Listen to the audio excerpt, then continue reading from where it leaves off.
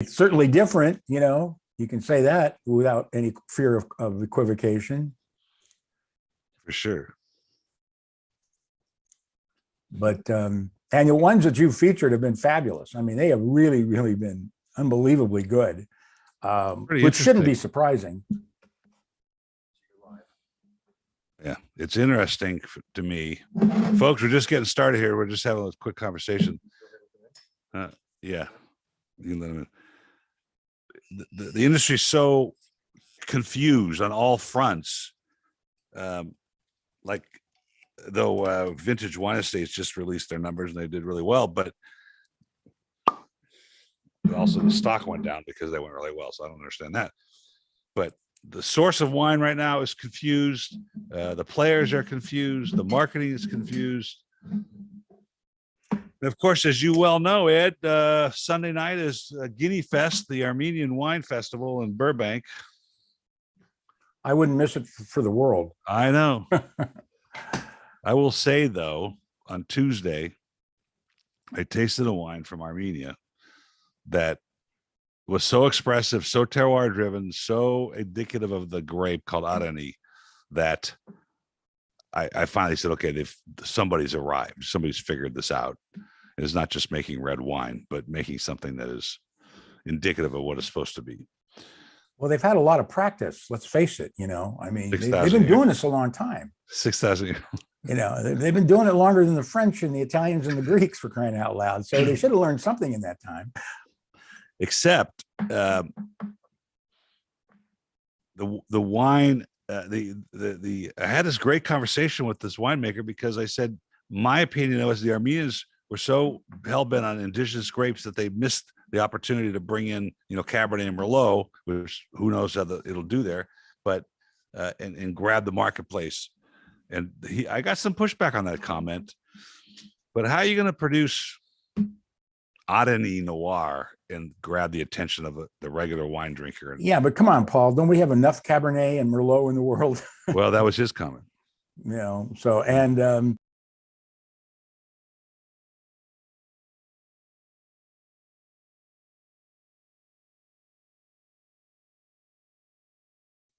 know that they're confused. They think they know what.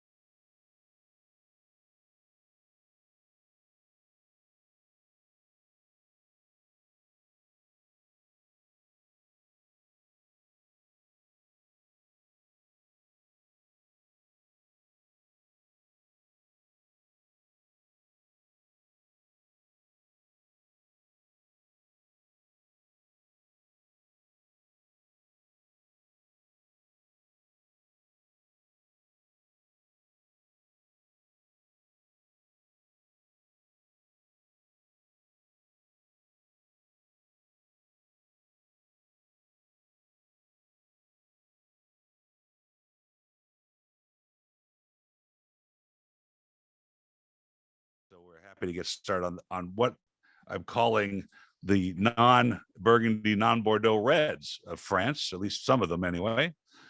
I'm waiting for my glass. I don't know what happened to it. I think maybe she's listening, so I can get pouring. But the reason I chose this, Ed and I were talking about it, was those two districts are very confusing. You know, Bordeaux's complicated, not as complicated as Burgundy, but it's complicated. They're expensive. Entry-level versions sometimes aren't so great, but they say Bordeaux on them, so you kind of want them to be great, but they're not. In fact, I had this conversation recently with the winemaker at Albert Bichot in Burgundy, saying, even entry-level Burgundies, which is Pinot Noir, it's a bad name for the wine. They don't taste that good. Well, that's been a problem for decades, but, the fact is, though, there's so much wine in Bordeaux, very little in Burgundy, that you can always find some really good values. And you have. I mean, the Bordeaux Club has found some unbelievable wines I never heard of before, which isn't saying much because there's 12,000 producers there, and they're great prices, fabulous prices. Well, but you have to, unless you're tasting through 65 to 75 wines a Tuesday like we do, to find those rare gems. Most of the folks, just so you know, and maybe there's some vendors listening to this, I don't know. But when Ed and I taste wines together, my dad's system was a 1, 2, or a 3. It was a 1, we would never ever use it. It at any price, it sucked. If it was a 2, we needed to buy it because the quality ratio to the price was very good at the moment we tasted it. And if it's a 3, it generally means that if the price comes down and we can feature it in the club where the value's higher, then it would be a good buy. And that's it. That's the meatball surgery, how we rate things. I added a 90-point a scale to it, which is sort of my relative desire to do it if I was to buy the wines. And Ed, you're against the 90-point scale, the 100-point scale. Well, for one reason and one reason only. Any wine rated under an 80 according to their criteria is undrinkable. So it's really a 20-point scale, isn't it? Yeah, it's like, you're right. That's actually right. So it's like the original 20-point scale of the 20-point Davis system. Anything rated under 12 was undrinkable. So that makes it an 8-point scale. So why don't you just deal with the 8 points or the 20 points and go, okay, if it's a 20, then, it's barely drinkable or it's undrinkable. And by the time you get up to, 16 or 17, then it's a better wine, because really there's a percentage of wines out there that are really bad, and it's a small percentage. It was a lot bigger percentage when your dad and I were tasting wines 50 years ago. I mean, I'd say half the wines had some sort of spoilage going on because their treatment in the cellars was terrible. But that doesn't happen today. They can't afford that kind of luxury to put out wines that are off. I mean, how many wines, Paul, do you taste that are off? I mean, you don't like. Well, not off. Off. Not to me that are off. Generally, they're not that pleasant, and they're overpriced is the number one thing. Like, they'll never get to a price where I think the price value works. And that's why I'm glad you brought that up, because if you look at our newsletter and you see like a 98, and we've had customers say, well, Spectator gave it a 72, and which is another point. No Spectator or Robert Parker or no wineries can say, hey, Parker gave us a 50, all excited about it. Right. So, but the scale that I use when I do this is a 98 amongst its peers. So amongst other Southern France reds in this price range, this is one of the better ones. That's what this score means. Well, to me, that's the only way to score things. Is you can't, you can't score a Languedoc red with a Grand Cru Burgundy, No, right, exactly. I mean, it makes no sense. I mean, it doesn't work. I mean, it has to be exactly what you said, scored within its field of reference. Yesterday, I think I was telling you off camera that we had an amazing conversation with a winemaker from Bulgaria. And I look for the people that are listening you should check out the podcast when it comes out in a week or two. Guy's name was Robert Hike. And I asked him, I said, why would you bring in Bulgarian? Why would you choose Cabernet Sauvignon to grow in Bulgaria and then bring it to America? Isn't there enough Cabernets around, or isn't there enough Chardonnays around? And he goes, well, first of all, the reason I chose Bulgaria was because there's enough French already. There's already enough Italian, and there's already enough Spanish. So I don't want to compete with that group. And so maybe I ought to bring in some stuff from Bulgaria that might be interesting. And the pricing, going back to the original point of this, was phenomenal. I mean, how they can plant grow, pick, ferment, bottle, cork, truck, ship to America, and land here for, retail at $9.99 or $10.99 or whatever the price was. And it came down to the cost of the land, and that they're paying like $8,000 an acre. What's an acre in Napa? About $1 million, Planet? Yeah, that's what I've been told. Something in that range. And so that's why we do this, is to find these interesting places and sources of grapes and that are high value. I can tell you that the wines were better than any end cap wine you see at the market. Well, I wouldn't know. I don't buy those, so I'll leave it up to you to tell me. Well, we'll get started, folks, in a second on tasting these wines, but I wanted to bring up one thing. I did have and this is a very important point about what you see at the market, and Ed sees the same thing, and all of you do. Somebody brought me a case of samples. It was the 19 criminals. Actually, maybe it's 20 criminals now, because Martha Stewart's a criminal and she's in this package. Oh, there you go. That's perfect. Yeah. It was her Chardonnay, and all those augmented reality labels, where you put your phone on there and it plays. Have you seen those things? Yeah, it's scary. Okay. Very, very scary. It's all sugared up junk. Okay. But the point I was going to make, the reason those are on the shelf is exactly the reason why they brought me the samples. And you know all about this.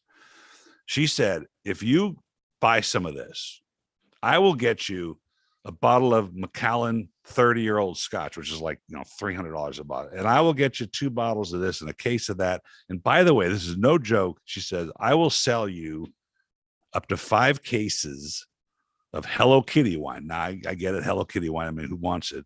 But it retails at $22 a bottle. I will sell you 5 cases for $1 a case. 9 cents a bottle. It sells for $22. That's amazing. And so for the listeners and the watchers, the reason that when you go to the market, you see the same stuff all over the place is exactly what you just heard. The deep pockets in the wine business are going to get that shelf space, right? You were talking about the other day. And I thought, man, I can buy a wine for 9 cents and sell it for $25. I'm in. And then I'm like, no, I am not buying Martha Stewart Chardonnay. I will not do it. Well, good. Even if it gets her out of jail. Because I wouldn't write about it if you did. So yes, that's all there is to it. So, all right. Where do you want to start, Ed? You mean with what wine? Yeah. Good question. I'd like to say one thing, though, before we start. Yeah. And, we've been remiss, or maybe I've been remiss in saying this in these write-ups.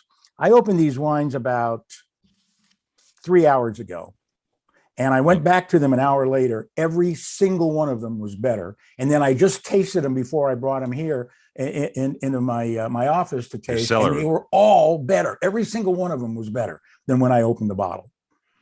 And so we got to start putting that in I have to start putting it in the wine newsletter, because I didn't really think about it that much. But when I really went back and tasted them again and again, I go, wow, this is not the same wine I opened.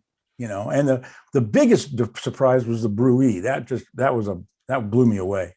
But I'm excited. I think we saved that one for last, because it's a wine. That's an incredible bottle of wine in a spectacular region. So, let's start with the. I noticed that the Père Noble is a Corbière, so maybe we got to start with the Mondeluz. Yeah, the Montpellier. That's what I'm holding up here is the Mondeluz. So Vignoble Jean. Yeah.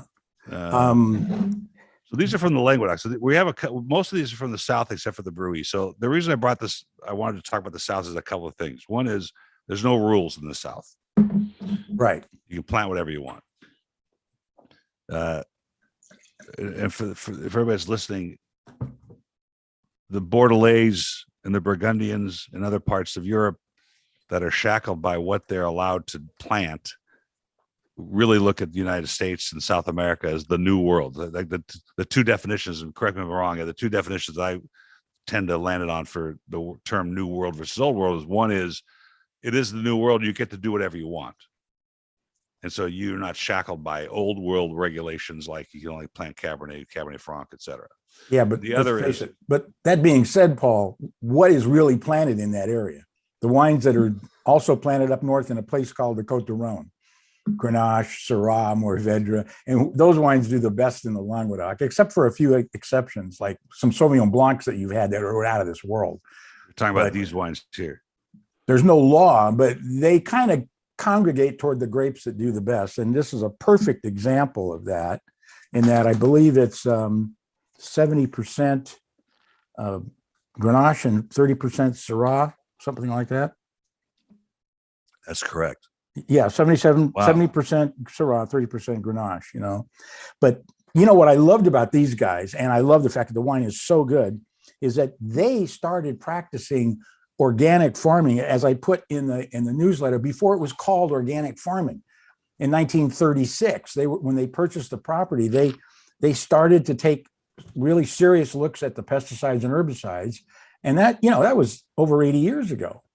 So that is a mouthful of wine. That is, if you'd have told me this is Chateauneuf de Pape and it cost $50, I wouldn't have blinked. You wouldn't blink. No, so the folks understand that we're tasting this wine right here, but also look at the glass. This is heavy duty glass. This is expensive, and it's also got the embossed glass of the region, the Montpellier region. So that's winemakers choose to do that because they want to actually be as authentic as possible with the wines.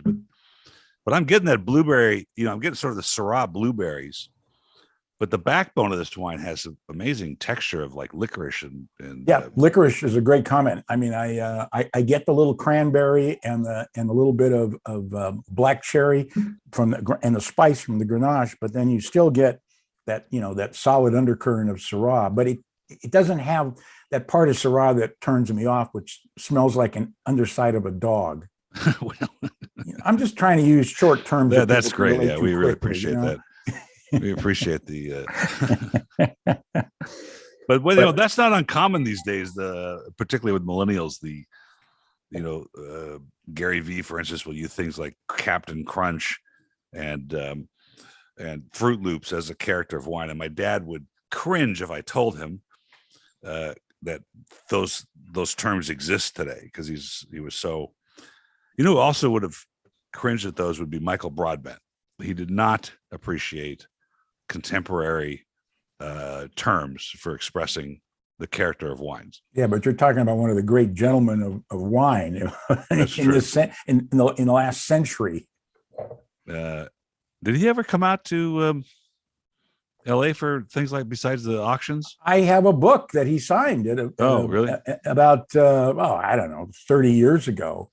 Because he was the consummate taster. Michael put out several editions of books where he tasted wines, some of them going back to the 18th century, which are pretty amazing. His son is a great guy, Bartholomew. So on this is a limited series wine, and the structure is amazing too. I'm just noticing the tannic structure. It's not terry cloth in your mouth type tannin. It's got longevity to it, and the finish is just like going. But it's also a 2016. This wine's got a long life ahead of it. I mean, this has got all kinds of. It's packed. Grès de Montpellier. And so you said that when let's talk about that for a second, because we've done a show on organic and biodynamic, but you said they were practicing organic as far back as 1936. Right. So let's just pretend. Well, 1936. I mean, what chemicals? The Roundup didn't exist. What chemicals do they have in the first place? Wasn't everything pretty much organic by then? Well, believe it or not, I wasn't around then. I know it's hard to believe, but I really do not. I really don't know what they had then. I would guess it'd be the same garden variety stuff that they were using, on their lawns and flower beds, because they have the same problems. There's pesticides. The pests are usually the biggest problems. So let me tell you something. It hit me today, and tell me if I'm wrong. The idea of organic farming, even though that's not the subject here, but the idea of organic farming biodynamic is, what you eat eats. So if you're going to eat Twinkies, and the Twinkies came from, all this crap that you're putting in. That's what you're eating. If you're a vine, then where you're getting your nutrients from, how far back, how far deep your roots are going, and to grab that minerality is what they're eating. And so the same happens with organic and biodynamic farming, in that, there's a lot of microorganism activity below the soil, right? Oh yeah, There's it's a lot very going on. important, and above the soil. So somebody said to me that the use of Roundup, which is very prolific in certain parts of Europe, kills all that activity. Not only does it kill the weeds and stuff, but it's going into the soil and killing this sort of. Yeah, you have to kind of think of it as the chemotherapy of vines. They don't just kill the cancer cells; they kill all of them. And hopefully, enough good cells will survive, and the cancer cells won't, because they're weaker anyway. But that's still the concept. So the concept then, wouldn't that then strip away the terroir of the wine? In other words, using Roundup and killing all the nutrients that are fighting for oxygen and other nutrients down there, sort of start to diminish the value of the terroir. I don't know. The problem is, if you're going to do a scientific study, you have to get exact same samples and compare them. And you can't do that. You can't say, okay, we're going to have an organic vineyard here and a non-organic vineyard here, and then we're going to plant the same grapes and we're going to see the differences are. Well, once we start spraying and throwing stuff in the air, it's going to go to the organic vineyard. So you've lost your edge here. You don't have an argument. That's actually a really good point. It's very, very difficult to compare organic and non-organic and biodynamic wines. The only thing that is kind of interesting is that there's a purity of flavor in some of these wines that I don't get out of other wines.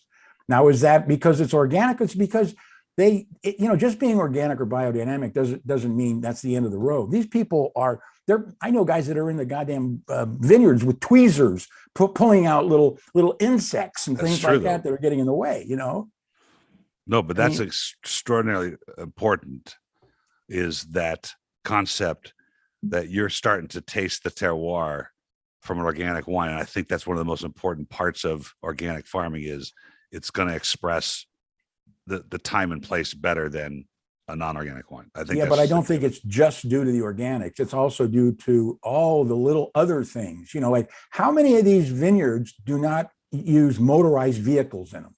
They're still plowed by horse because they don't want anything in the vineyard like carbon dioxide or carbon monoxide coming out of gas spewing tractors that could, whether they do or not, could induce the wine. That's true. Lately it's been unbelievable how many things we've written about of these guys using horse and buggies, the things their ancestors did 150 years ago. That would be awfully organic. Well, all right. The pear. Let's go to the Corbière. Mm-hmm. A very specific part, although a very prolific part of the south of France. But I chose this wine because it's got a different blend than the one we just tasted. Right. It actually has Grenache Syrah and I think Mourvedre was Carignan. I think Carignan. You're right. And this one also had some carbonic maceration. Yeah, I wanted to bring that out too. That's very important. Explain that. Well, it's really the old way grapes were fermented before they had presses. They literally just piled them on top of each other until the weight of the grapes on top started to crush the grapes on the bottom and pierce the skin. And fermentation can only take place in grapes when you crush the grapes and you pierce the skin so that the skin comes in contact with the pulp, because grapes are the only fruit where the thing that starts fermentation, is on the outside of the grape, and in order for it to ferment, you have to crush it. There are certain fruits that have yeast cells inside, and they can start fermentation all by themselves. But you can't do that with a grape. A grape will not ferment by itself. It has to be crushed. But the carbonic maceration is the yeast getting to this interior of the grape and fermenting without inoculation or any attempt to put it in a barrel and crush it.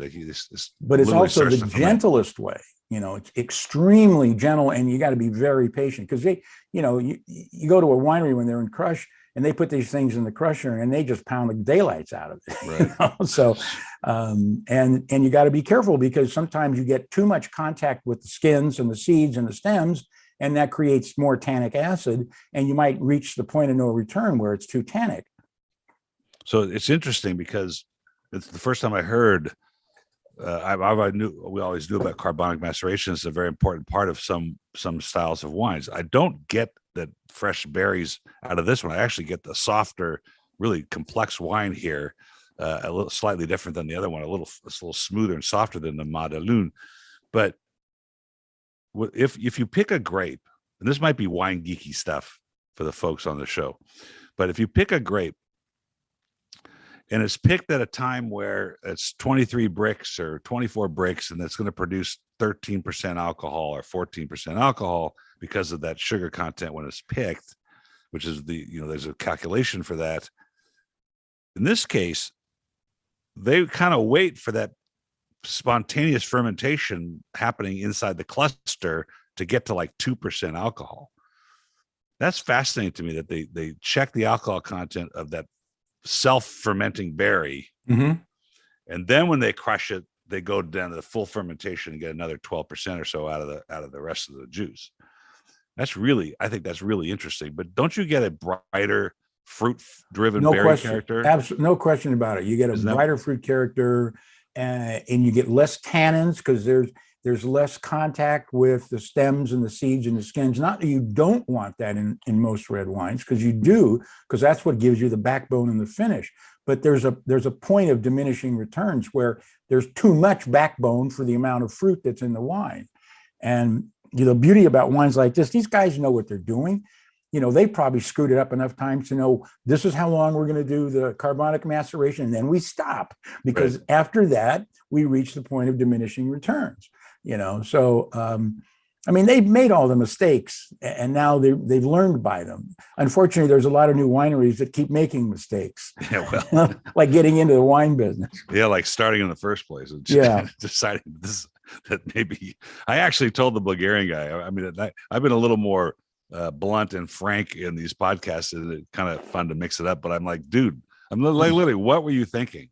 What were you thinking when you're going to start an operation like this across the world to bring wine to America? But think about it. You started the show with what's an acre of grapes cost in Napa? $1 million. And let's say you get 4 tons to the acre. That's 240 cases of wine that you bought the property to make, cost you $1 million. Yeah. Now, do the math as to when you count me. Actually, it's insanity. Now, granted, you're not supposed to take the cost of the land and the planting of the vineyards in consideration of what you charge, because that's an investment, which hopefully you will get back when you sell it, which is the only time you'll ever make any money. But that's another story. So, but even at that point, just that kind of debt. I've never heard anybody say that you take the cost of the land if you're going to buy $1 million worth of Napa and say, look, we're just going to consider that a book asset, and we're going to then run the operation and divide it all out. There's some kind of amortization of this cost. It has to be, or else. Well, or the value of the land is always there. You can amortize it over 20 years, Right, but if you start doing the math, you're talking about a new winery with $150 bottle of wine, basically. Right. Okay. And who can afford that? And nobody heard of it. So, well, that's the other thing. Yeah, everybody who would buy that wine unsigned and unsealed, raise your hand. She raised her hand. Massiana Estates. Everybody she was just fixing her hair. So you think about it. You think about it in those terms. It's insane. It's absolutely insane. There's a story. For anybody that's listening, there's a very famous chef in San Francisco. He's passed since. His name was George Mardikian. Known for a lot of philanthropic work, but a prolific investor from the income of his restaurant called Omar Khayyam's, which is a very famous place. Right. If you were a veteran in the war, you got to eat free. If you wore a uniform to Omar Khayyam's, no matter when it was, you ate for free. He's like the first guy to come out of the kitchen as a chef in the 40s. He actually worked the tables, and they talk about Wolfgang Puck being the first one to come from behind the curtain and hobnob, but no, George was doing this in the 40s. He also bought, listen to this. He also bought, like in 1949, 200 acres on the floor of Napa, which is now called Quintessa. Okay, and never planted grapes there. He built the lake that's on there, and he planted vegetables for his restaurant. And so now he's like the pioneer of farm to table, at least in Napa Valley, because when you served a green pepper in an Armenian food in San Francisco, it came from a Napa Valley. Now, I mean, I can't imagine what that land's worth today. Quintessa is one of the greats. Anyway, that's not why we're here. So what do you think of this Corbière? I thought the structure was soft. I thought it was very complex. It's actually gotten more complex and softer the time we've had it here in the warehouse. That's right. I forgot. And since I opened it 4 hours ago, it's gotten more fruit and more flavor. It's got great backbone. It's a very highly structured wine, similar to the Mondeluz, but not quite as tight as that. I mean, and a little bit, it's not as tight. A little bit more generosity here. Color's gorgeous. I would pour this for a Merlot drinker, like somebody like Merlot. Yeah, taste this, and I think they'd have a hard time, except for the spice component, saying they didn't like it. Well, again, it's a wine that it really needs some authoritarian food too. I mean, I'm used to drinking wines like this by themselves because I've been doing it for a long time and I know what to expect. But I would bet this wine would taste a lot better with, a good, a charred steak or the garlic sausages we had for dinner last night. Oh, geez. I'm glad I wasn't there. Me too.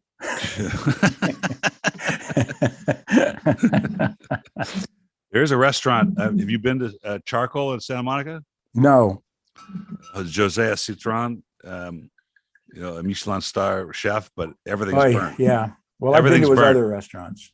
Everything's burnt. That's why it's called charcoal. I mean, he literally will take a cauliflower and stick it in the charcoal. Right. And so you need a wine like this to stand up to that. I mean, well, have you tasted his food?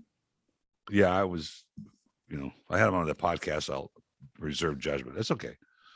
Well, I saw a really cool Netflix thing on a guy in France or Italy who was doing that, and I got so intrigued. I went out and bought some wood, and I put them in my charcoal fire barbecue, and I actually did it.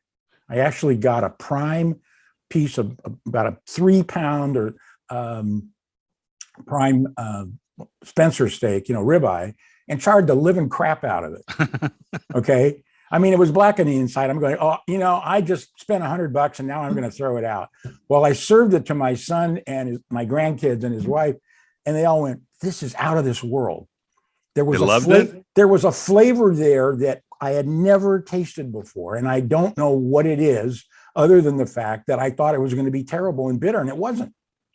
I was thinking the other day about your idea you had about 10 years ago, which would be much easier to implement today, which was the science of food. And you were going to do an animation of what happens when you salt a steak or something, and you're going to take inside the steak and work with the molecule. I think it'd be a lot easier to do now. I think it's sure. Yeah. Well, back then it was $1,000 a second for CGI, for computer graphics. Now I can get some guy at SC to do it for $10. Maybe in the wine world too, it'd be interesting to do the fermentation process. And, except that doesn't really give you much in terms of what the final outcome is going to be versus, salting, using, understanding the difference between alkaline and acid and how they work both together and separately to do different things in the food, and how important it is to understand that when you're cooking. And if you could actually see it graphically represented, I think you'd never forget it, But I think it's a good idea. Well, you put up the money and I'll do it. That's always the way it goes with you. I don't understand these kinds of deals you try to. Well, I do. So, maybe I should convince you then. Yeah. I just poured the Villa Doc Domitia Villa d'Oc. That's interesting. So Doc being Languedoc. Mm-hmm. Is the Pays d'Aro, Mount Boudet, which I think is down towards on the way to Marseille and Saint-Tropez in that area. Not quite over the hill though. And this is 40% Grenache, 30% Carignan, and 30% Syrah. And this is actually, I chose this for a couple of reasons. One is, if you were to pick a wine out of this bunch that may feel like or think you had carbonic maceration, or what we were talking about, fermenting the berry first, this is the bright berries that you get in the nose that you would normally get from that, which I don't see that. And you wrote that that's what they did, but I want to have a wonderful berry character. But I also, it does. I also included because the woman that brings this in for us, she's a French woman. She was born in Champagne. And she goes to Europe for us a few times a year and sources things like this for us. And I forgot how good this was. Well, I think the important thing, especially with this wine, is the Carignan, because Carignan is not a very flavorful grape until the vine is about 50 years old. And then all of a sudden it turns into that beautiful swan, from being an ugly duckling. It's ridiculous. Yeah, you've always had that opinion about it. Well, I heard that and I thought, oh, it's a bunch of nonsense. But then I never liked any of the Carignans from California. And then I started tasting some of the ones in the Central Valley that, 25 years ago or 30 years ago were 100 years old. And I went, wow, this is what Carignan tastes like. This is amazing. It matters. But there's a question here. This is a wine show and we're very interested in having people ask us questions about wine, but the question is, how much did Ed pay for all those barrels behind him? Well, actually, Paul paid for the barrels. So, well, I can answer the question. For one, if you look at those barrels, those stripes are stained with red wine. They're just for fun. That they don't mean anything to the barrel maker. And second, they're about $1,200 a piece now for new Limousin. I think they're more than that now. So an interesting comment that I wanted to bring up, since we're talking about barrels a second, because I interviewed a Cooper, and you should carbonic. Okay. Well, and also your friend George Ronay just said that carbonic maceration, as in Nouveau Beaujolais, which we'll talk about when we taste this Côte de Brouilly. What does George know? I don't know. He only did it for like 50 years. I'm only 33 years into it. But the barrel, we were at the Jack Daniel's distillery, and I'd already heard this story from a barrel maker in Napa, Seguin Moreau. And that is the following.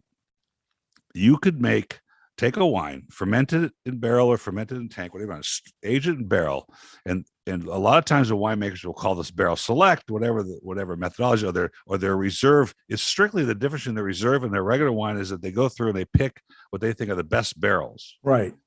So then the question, the question is, well, why would that barrel be different than the other one? And it was explained to me at not only Jack Daniel's, but also by the barrel maker in Napa, which was, we don't know, right? For one, that they don't. Those staves could have been from the north part of the forest, and another barrel of the staves came from the south part of the forest. And because of the same reason that a grape tastes different across the street in Burgundy, a tree will produce wood that has different character than its neighbor. That's true. But that isn't fascinating. Well, you got to think about it and frame it around wine. Okay. Wine is basically fermented fruit juice. You can make wine out of cherries. You can make it out of blueberries, blackberries, plums, any fruit you want, you can ferment and make into wine. How many terms do we use to describe the flavors of wine made from grapes? First of all, too many. But secondly, hundreds, literally hundreds. That was of a question. Terms. How does something made from grapes literally taste like blackberries or cherries or cranberries or apricot, or cinnamon or spice or fresh herbs or rosemary? How do you get that taste out of one thing? Well, that's what makes wine from grapes so fascinating. And then you add all of the other exigencies that go with it, like you said, the barrels, and then let's not forget what yeast you use. You can use Well, different that's yeast true. to ferment, and that everything changes. I mean, That's a good point. Since we were talking about organic and biodynamic, and I agree with this. Maybe George is listening. He's not going to agree. Maybe you will. well, I'm sure I'll hear about it later. The idea that the grape that's being grown in that vineyard has its own yeast tells you that that's the indigenous yeast. And so why would you experiment with yeast you buy when, if you're trying to grow something and make something from it's as authentic as you can from its native environment, you would use anything else? Well, why would you buy a yeast that tastes like banana when you're well, trying because to make... the problem is that in some cases the yeasts are not very strong, and they die off before they convert all the sugar to alcohol and carbon dioxide, and now you have sugar in the wine. That's true. It's ask Bob. But that's what made Sutter Home White Zinfandel a million case brand. But I think there's been advances in that in temperature control. That's because all these organic wines. I went to the Raw Wine Festival in LA a few weeks ago, and all those things are made have to be native yeast. So there must be advances in that methodology to allow wine to get fully fermented. But I think that's an important point for the flavoring and the character of a wine. Is you're right. You buy a yeast, you can actually go through the catalog and it says, oh, you want a banana character in that Chardonnay? Here's the yeast you want to use. You want citrus? This is the yeast you should use. Even though I don't think that's unnatural, those yeasts are coming from grapes. They're harvested from grapes in the first place and manufactured. Pretty much, yeah. I mean, it's a natural product. It's not manufactured per se. Right. It's not unnatural. So, all right. So we got this Côte de Brouilly. And I think Beaujolais is one of the greats. We're going to run out of time here, but we're going to go until we're done with this. If you talk to Cheryl Cerise, Monsieur Cerise of Louis Jadot or Chateau de Jacques, he'll show you a menu of restaurants in Dijon or Lyon from the 60s where the Cru Beaujolais are more than the Cru Burgundies. Mm-hmm. That's how much status these kinds of wines had in their earlier days. They've lost that for some reason, but I think they're fascinating wines. I wouldn't say that they lost it. I would say Burgundy gained. Because Burgundy is a mess, as you well know. I mean, it's just a mess. It's a crisscross of multiple owners and multiple appellations, and huge differences in soil. Wow. And the grapes that are grown literally 2 feet apart from each other can taste almost opposite. Well, I don't think that's a mess. I think that's fascinating. But boy, I hadn't tasted this wine in a while. It is a really good example of a Brouilly, and let alone a Beaujolais. The grape being Beaujolais Noir, and the Côte de Brouilly, which is one of the crus of Burgundy. I mean, of Beaujolais. But 2015, you do not see that in this color. Yeah. No way. No, I would expect a little bit of orange. No, that's true. Well, but you got to understand, 2015 was one of those banner years. I mean, it was a phenomenal vintage all over Europe and the United States, or in California especially. But this wine was amazing because it's so different than it was when I first opened it almost 5 hours ago. It was not even close to having all these exciting flavors and nuances. And look at the glass. I mean, Beaujolais, even Crus 30 years ago didn't have this kind of phenolics. They're not this thick and extracted. No, you're right. Look at the leg. You're talking about okay. Let's bring that up, Ed. I get that. I still get the question. This has got good legs. This wine's got really good legs, and I'm supposed to say, well, what do you mean by that? I mean, I see that it's dripping very slowly and its thickness adhering to the glass. But what does that do for me? What does that mean to me? Well, it means that there's glycerin. It's got a thickness to it, especially when it goes down the side of the glass slowly, and you can actually watch it go down. Some wines they're gone in a second, and usually when you put them in your mouth, they're gone in a second. So that's an indication, that there's something going on in the wine. If you don't taste it at first, but you can see it and smell it, then it's there. It just hasn't come out yet.